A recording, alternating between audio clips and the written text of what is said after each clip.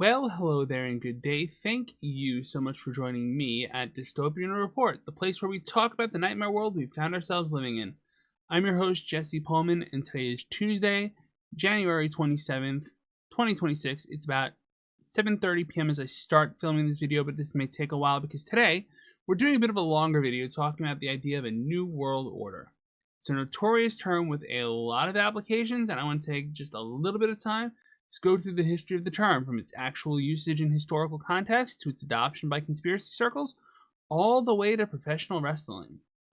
Before we dive in, though, if you find this video interesting and want to see more things like it, make sure you subscribe to the channel, give the video a like, and share it with some friends. We start every 5th video with a reminder to help the channel grow. This is the 70th Dystopian Report, so that is a factor. The larger this channel gets, the more interesting conversations we can have about the things going on around us. And speaking of conversations, my last little bit of self-promo, if you have something you want to add, a nice and polite comment down in the comment section will almost certainly get you a reply. A mean comment might get you meanly replied to. With that said, let's talk New World Orders, and thank you so much for the engagement, all you haters. Wikipedia has a definition of the political term. It's boxed in red on your screen, and it reads, quote, "A new period of history evidencing dramatic change in world political thought and the balance of power in international relations." Unquote. As someone with a history degree, I'd say it's always interesting when people try to assign divisions to history because it's very rare that history is easily divided in a global sense. As we'll see when we talk about the term, there's always people interested in declaring an old order dead and a new one begun, sometimes before that's quite happened. The interesting thing about history is that sometimes you'll get those divisions quite clearly, and as a result, it's really worth noting them. I'm currently watching through historical YouTuber Historia Civilis' playlist on the 19th century, and it features the Congress of Vienna, which were the peace negotiations which followed the end of the Napoleonic Wars. You had titans of diplomacy like Britain's Castlereagh and Austria's Metternich basically carving Europe into spheres of influence, as well as moves to determine which various foreign peoples would be subjugated into given colonies around the world.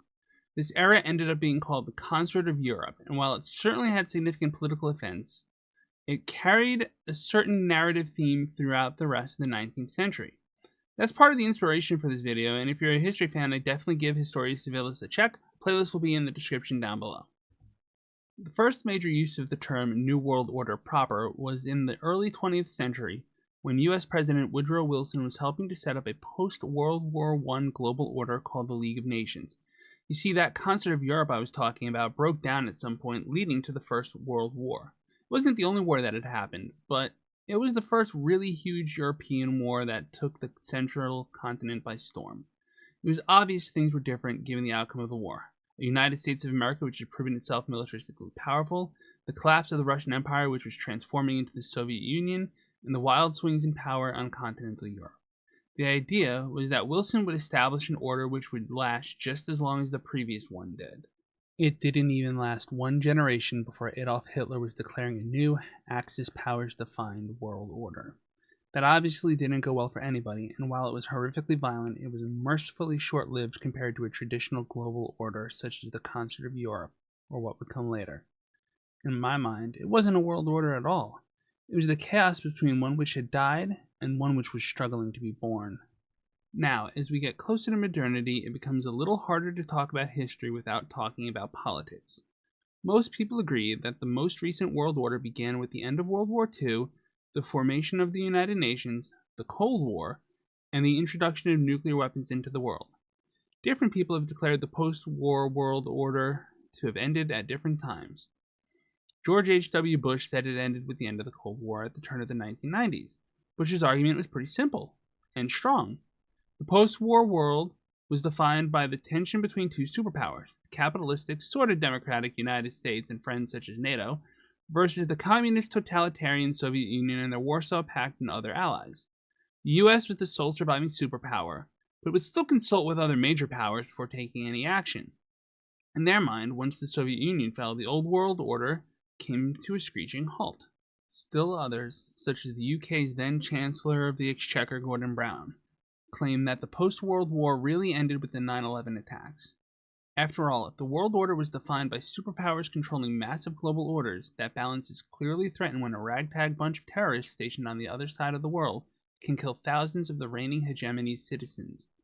It could be argued that the vast changes in the American landscape, such as the global war on terror and the Patriot Act, marked an end to the global order.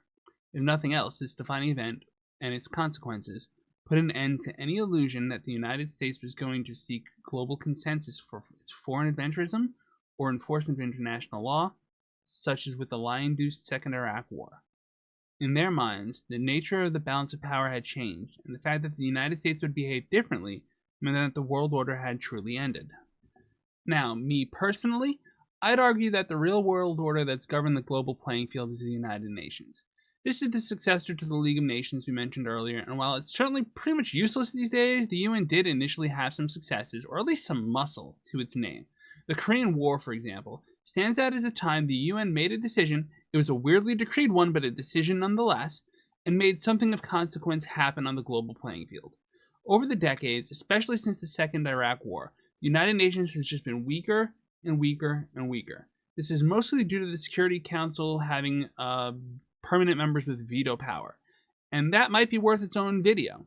But suffice to say that as long as the US is opposed to Russia and China, who are often opposed to the UK and France, sometimes with the US involved with that, and so long as any one of them can shut down any UN power to act whatsoever, it seems, the UN is going to continue bleeding what little reputation it has left, leaving it a desiccated husk with disinterested members who cannot and will not answer a damned thing of it, or ask a damned thing of it.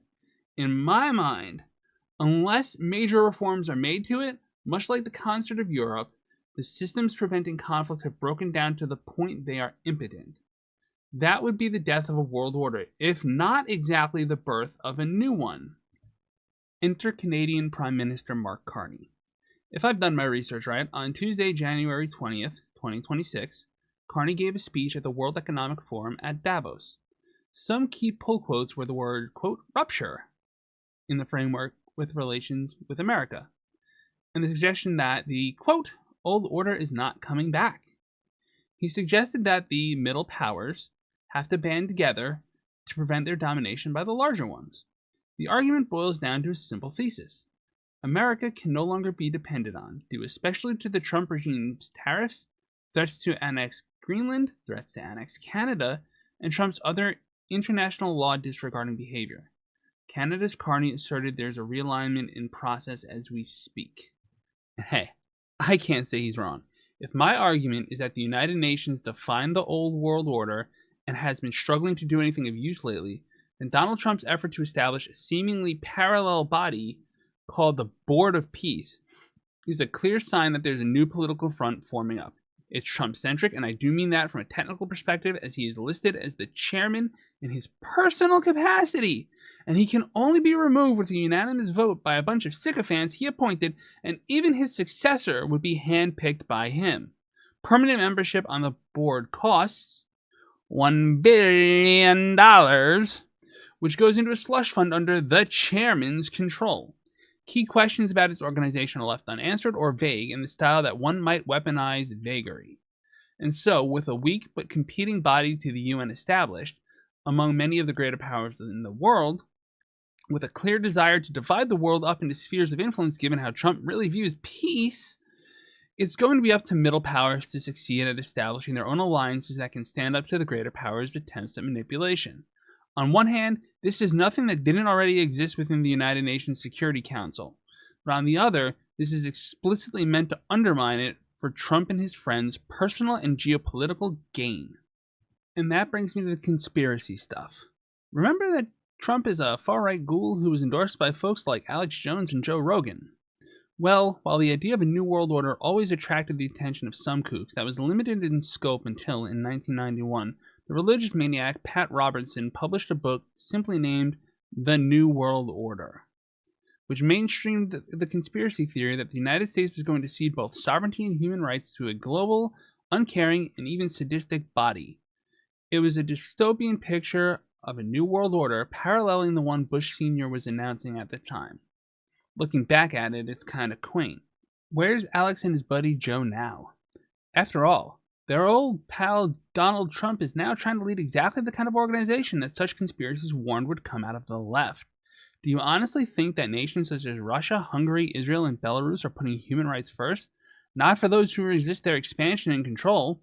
Bombs rain nightly where they are interested in expanding. And do remember that Trump's Board of Peace started off as a negotiating mechanism for peace between Israel and the Gazan part of Palestine. One look at who's on it versus who isn't on it should tell you everything you need to know about how it's going to be used. And then, lastly, just for fun, there's the professional wrestling use of the term. It was definitely inspired by the popularity of the conspiracy theory, even as late as 1996. It was basically a subgroup within the World Championship Wrestling stable. Among other things, it had All-American Hulk Hogan sell out to become Hollywood Hulk Hogan for a while. Now, let's get our obligatory fuck Hulk Hogan out of the way here. But as a 12-year-old kid watching an American hero sell out, it was both shocking and invigorating. It told me that the old rules no longer really apply, not even to the greatest heroes a kid could have. Big muscle men who say racist things in the privacy of their own home and bust unions behind the scenes.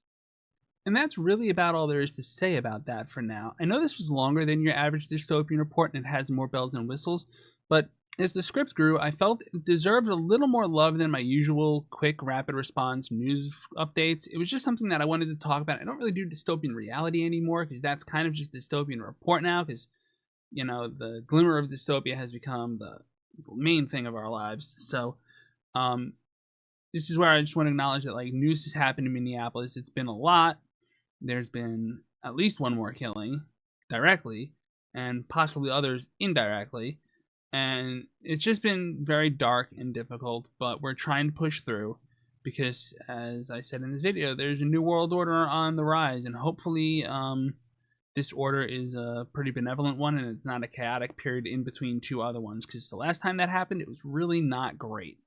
So, yeah, that's about where we're at. Like I said at the start of this video, if you found something about this, worth talking about, leave a comment. Again, if you're polite, I'll be happy to be polite back and engage with you in critical thinking, and we'll have some fun.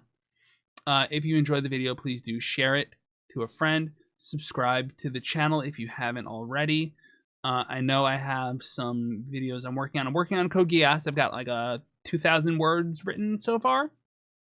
So Code Geass is making progress. There are delays that are going to be there because it's technically a promo for my next book, which is called Locker's Rebellion, and it's coming out sometime early to mid-spring. But yeah, it's not dystopian though, so it's actually more noble bright than anything. It's going to be fun. It's going to be like anime battles. It's going to be great. It's going to be a distraction from the chaos. Anyway, thank you all so much for joining me. I hope that you found this video helpful, and as always on this channel, pieces.